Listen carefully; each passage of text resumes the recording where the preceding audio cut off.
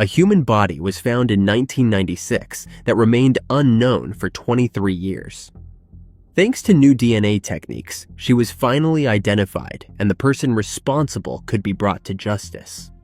On September 1st, 1996, unidentified remains were found in the hills overlooking the Mill Creek area in Polk County, Oregon. Polk County Sheriff Mark Garton said that the investigators determined that the woman's life was ended as the body was wrapped up in a tarp and bound with rope. Over the years, many efforts were made to help identify the female, from sketches and CT scans to 3D rendered images, and even a real sculpture made using the actual skull. Despite all law enforcement's best efforts, the case went cold, and the woman remained unidentified until 2019. The Polk County detectives were contacted by Yolanda McClary, a retired crime scene investigator with the Las Vegas Metro Police Department. She was working on developing a new TV show to financially assist agencies in identifying unidentified remains in cold cases. A DNA profile developed from the remains and genealogists working with McClary assisted Polk County in identifying the woman over a 10-month research process. The remains were determined to be that of Kathy Thomas, born in Oklahoma in 1953. The new DNA techniques were then used to move the case forward. Kathy married Brian Clifton in 1984. The couple lived in the Salem area in Oregon for most of their marriage. Kathy's last contact was in March 1996 when she reported a hit-and-run accident to the Salem police. Her remains were found less than 6 months later in Polk County. There were no missing persons reports made about Kathy in 1996, nor was there any record of divorce between her and Brian. Kathy was 43 at the time of her disappearance. The detectives learned that Brian married another woman about a month after Kathy's remains were found and moved out of Oregon. Through a collaborative effort between local, state, and federal partners, the detectives located him in Oklahoma in December 2020. Brian Clifton was taken into custody by the local agency where he was living in Shawnee. He was living with a different woman at the time other than the one he married after Kathy's disappearance. The detectives questioned him multiple times during a series of interviews over a several-month period, and he admitted to his involvement in Kathy's slaying. Clifton had been previously convicted in 1973 for the slaying of another woman. He is believed to have ended Kathy's life between April 1st and September 1st of 1996. He was arraigned on a first-degree slaying charge on September 7, 2021. The court convicted him on one count of felony slaying in the first degree, and the 69-year-old was sentenced to life in prison on October 20th, 2022. He must serve a minimum of 30 years before the possibility of parole. When he was asked if he had anything to say in the Polk County courtroom, Clifton simply said, "I am very sorry for what happened." A Virginia woman searching for her biological mom helped the investigators crack a 40-year-old cold case. 41-year-old Christine Marie Sally had always known she had been adopted, but she wanted to find her biological parents, and in 2018, she hired a private investigator to help her.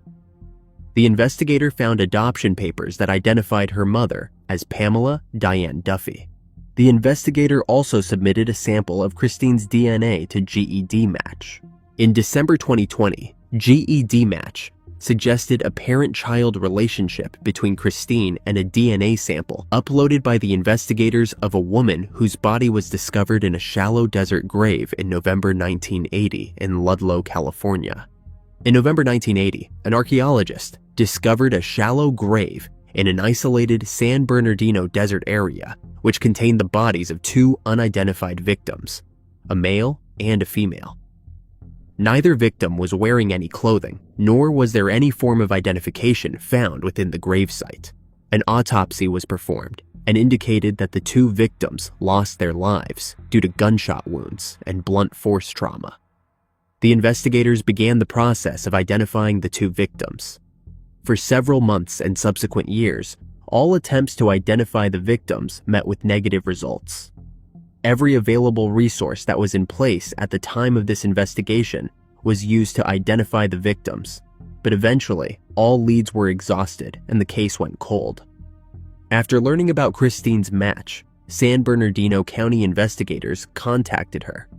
She gave them her biological mother's name, then provided another DNA sample that was analyzed by the California Department of Justice. In April 2021, tests confirmed a match and positively identified the female victim as Pamela Diane Duffy, who was 21 when she lost her life. As for the other victim that was found in the grave alongside her mother, Christine said she had learned that her mother, before going missing, associated with a man known as Digger Lane.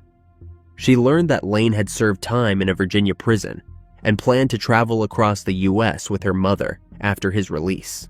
Investigators who could not locate a Digger Lane nonetheless researched the approximate prison release date of a man named Lane and came up with William Everette Lane, whose arrest reports gave a home address in Jacksonville, Florida. Using that address, the investigators tracked down several of William's family members, including his biological mother, who provided DNA that also was sent to the California Department of Justice for testing. That testing confirmed 20-year-old William Everette Lane as the male victim. During the investigation, the investigators developed information identifying a person of interest by the name of Howard Neal, originally from Mississippi. He had long been on the radar of law enforcement. Neal lived in Ludlow around the time of the slayings, but shortly afterward moved with his wife and young daughter to Mississippi. He ended the life of his own brother, then assaulted and took the life of a 13-year-old niece and her 12-year-old friend. Those victims were discovered in February 1981. Neal was convicted of the crimes and sentenced to the end-of-life penalty in 1982. For years, the investigators struggled to get Neal to discuss the double slaying from the San Bernardino desert, but eventually in 2017, Neal shared details about the crime. Unfortunately, he did not know who the victims were. He could not remember anything about the male victim other than he looked like what he described as a hippie. He told the investigators that he picked the couple up while they were hitchhiking on the freeway. He then brought the two to his residence, where he became involved in an argument with the male. The argument stemmed because of Neal attempting to make physical advances toward the woman. Neal told the investigators that the argument became so intense, he felt the male would probably end his life if he did not do it first. Neal then shot the man and continued his advances toward the woman. The investigators believed that Neal assaulted her, then took her life. Neal then transported the victims to an isolated desert area south of Highway 66, dug a shallow grave, and disposed of the bodies. About 8 years after Neal was sentenced for the Mississippi slayings, the Mississippi Court of Appeals commuted his end-of-life sentence to 3 life terms because of a determination that he has intellectual disabilities. The new sentence will make him eligible for the possibility of parole. He has not been charged in the Ludlow slayings, but Christine Sally finally knows what happened to her biological mother, and the remains were identified. A more than 30-year-old cold case involving a stormy relationship and shotgun blasts has finally been solved as a DNA match allowed the St. Lucie County Sheriff's investigators in Florida to identify the deceased. On May 13, 1988, sheriff's officials were called to a grove area west of McCarty Road and south of Okeechobee Road, where a man mowing with a tractor reported finding a body. The clothed remains, in an advanced state of decomposition, were found under a grapefruit tree. 2 20-gauge shotgun shells were nearby, and a wedding ring was on one finger. A third shotgun shell was found days later. The medical examiner, Dr. Fred Hoban, reported that the proximate cause of demise was trauma from 3 shotgun-type wounds, 1 to the back and 2 to the head. On May 24th, the investigators met with a man who said he had information that could be related. The man lived at an address in the 3900 block of South Header Canal Road. The man said that about the past year, he had been friends with Rocky Lane Taylor and Michael Lewis Akins.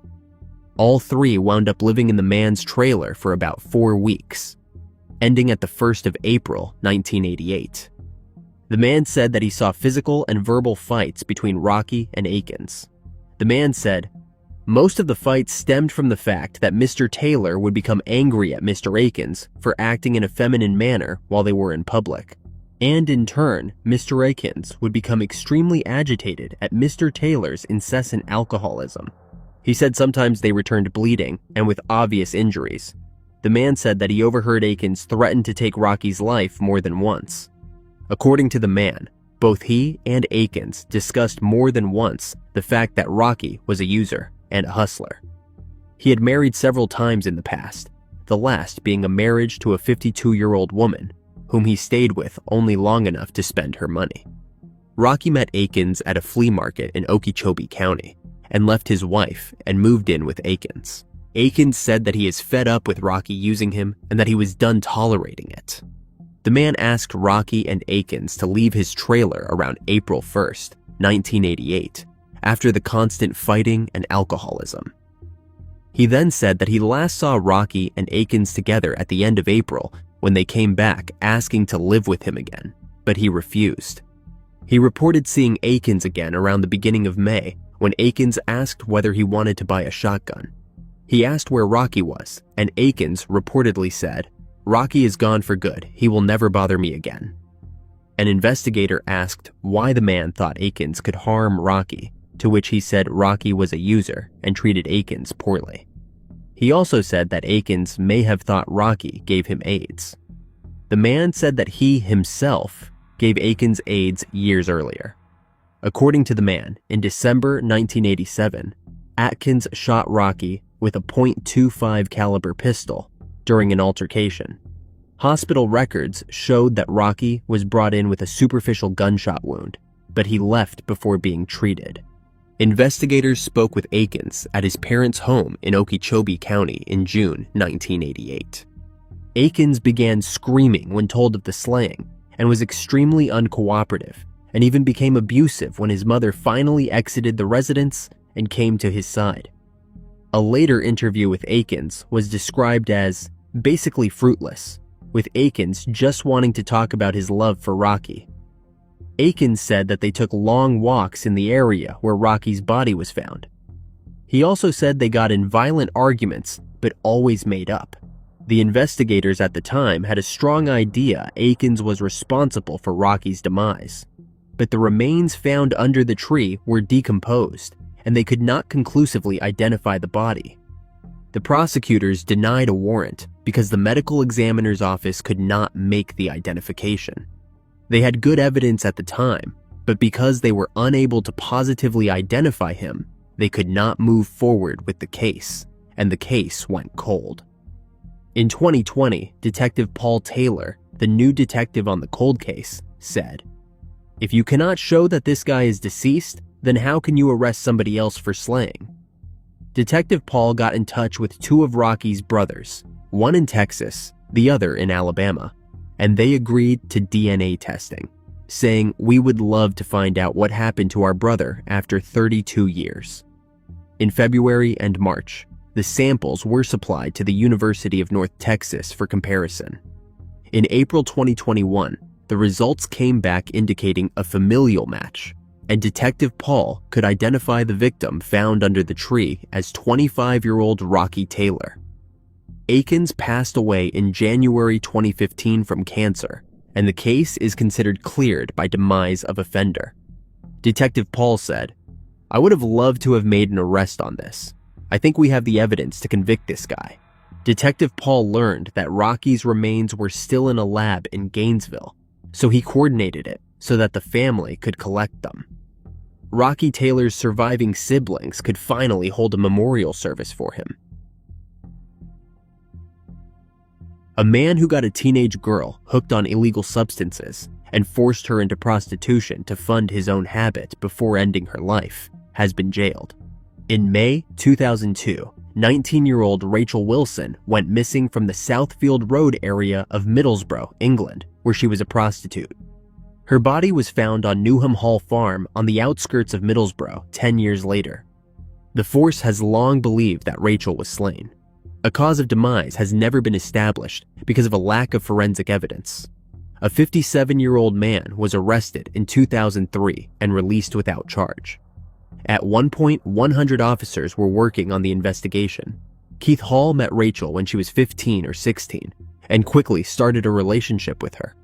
He then introduced her to crack cocaine and used physical and psychological abuse to push her into prostitution to fund his habit.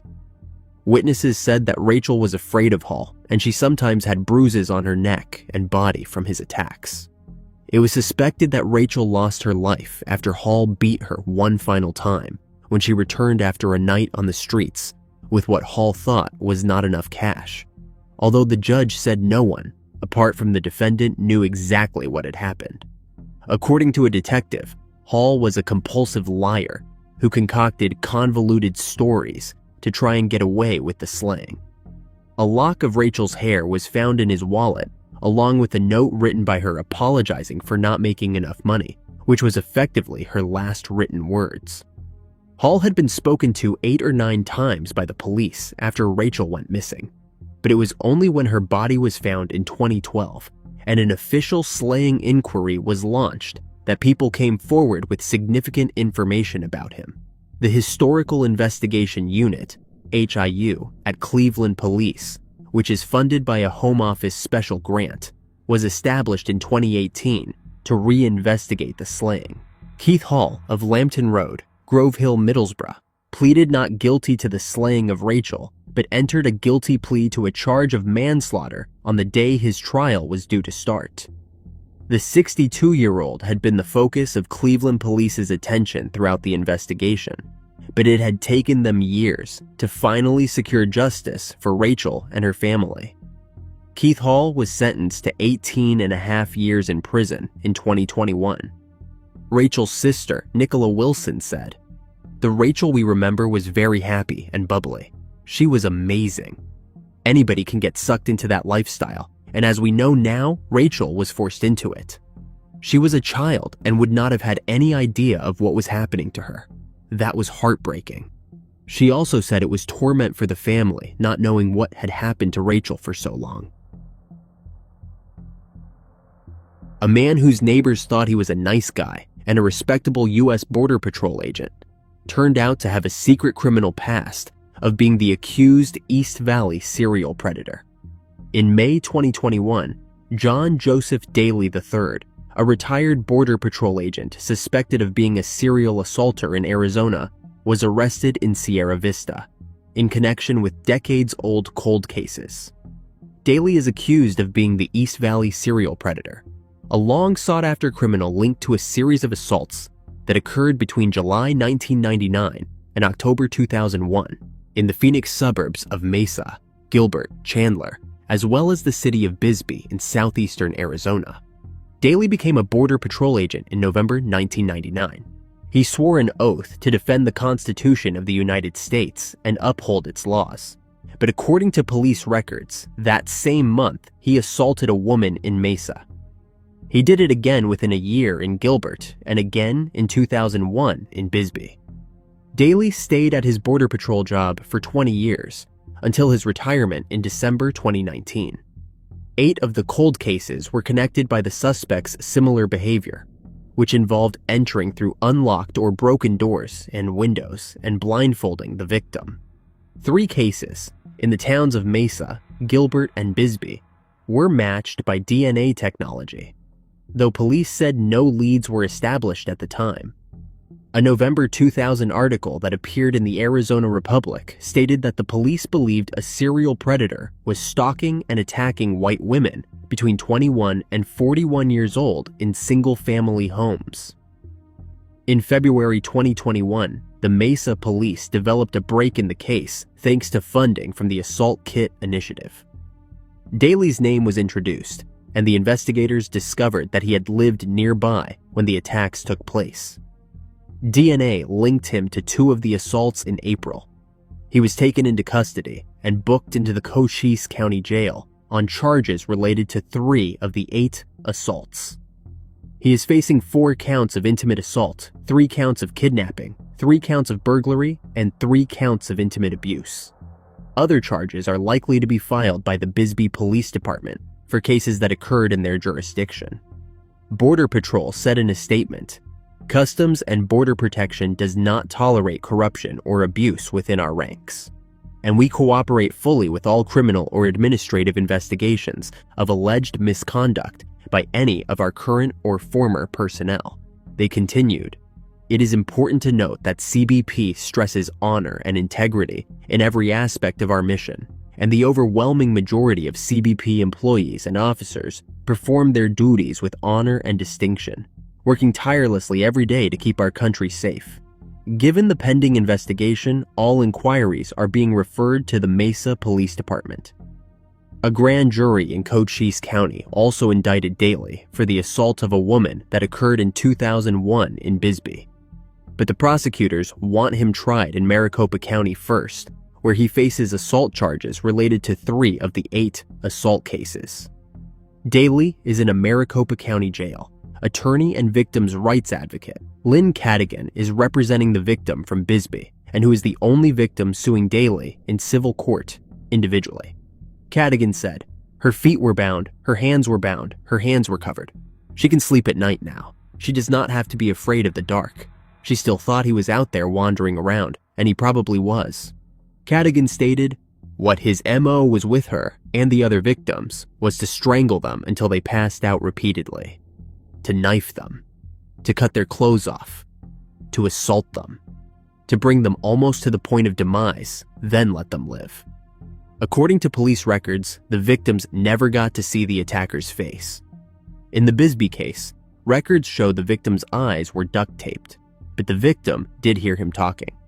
Cadigan said that he pretended to speak Spanish, like bad Spanish, and he does not even speak Spanish, as if he is trying to blame it on a Mexican crossing the border. The suspect was wrongly identified as Hispanic in the Bisbee police report from 20 years ago. And to make matters worse, once the victim escaped, the Bisbee police did not take her seriously. The police records show she was asked to take a polygraph test. They said there was no evidence of an assault. The Bisbee police did, however, collect DNA evidence at the scene of the crime. The lab discovered a mixture of DNA on a stainless steel Eddie Bauer coffee mug. Lunch dates and DNA were the 2 techniques used by a Border Patrol agent to help capture John Daly. He would brag to victims about never getting caught. He told one of his victims, "You can tell your husband, you can tell the police, but they are just going to be upset because they cannot find me because I do not leave any evidence." According to court records, the police did find saliva samples at the crime scenes. Since Daly was in law enforcement and had no criminal record, his DNA could not be found in the FBI DNA database. However, 20 years later, newer technology and a clever detective figured out who those DNA samples belonged to. Detective Samuel used the Bode Laboratory in Virginia for the genealogical testing that helped solve the case. The testing came back with an individual's name that he ended up having to try to track down adoption records and things for that person. They then developed a tree from that, which produced the name of John Daly. But he still needed a newer DNA sample to confirm Daly's DNA matched the East Valley serial predator's profile. United States Border Patrol Operations Officer Ryan Holden called Daly one day saying, "Hey, I'm in town. Would you like to have lunch?" Daly agreed. Daly never expected a Border Patrol agent he knew would be the one to get the DNA the police used to arrest him. Undercover FBI agents watched them closely while they had lunch at a Mexican restaurant in Sierra Vista. A couple of FBI agents at the restaurant collected samples of his silverware, things like that, after they left the restaurant. Once there was an arrest warrant secure, Ryan again engaged Daly in conversation and invited him to lunch. Daly was on his way to their lunch date when he was arrested in May 2021 near the same restaurant. Daly, who turned 60 in 2024, has remained in jail since his May 2021 arrest.